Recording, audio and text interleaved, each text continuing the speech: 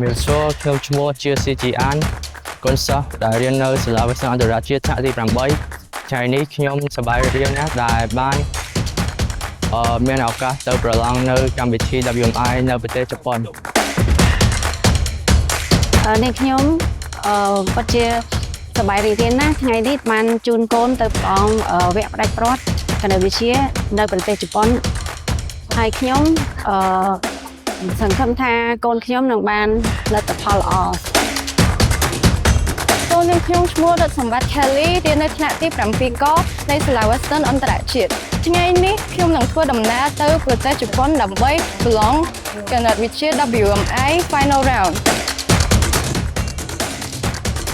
ហើយខ្ញុំបដិញ្ញាថានឹងធ្វើឲ្យអស់ពីសមត្ថភាពដើម្បីធ្វើឲ្យពួកគាត់និងសាលាសប្បាយចិត្តចំពោះនាងខ្ញុំហើយខ្ញុំក៏សូមជូនពរឲ្យកូនប្រឡង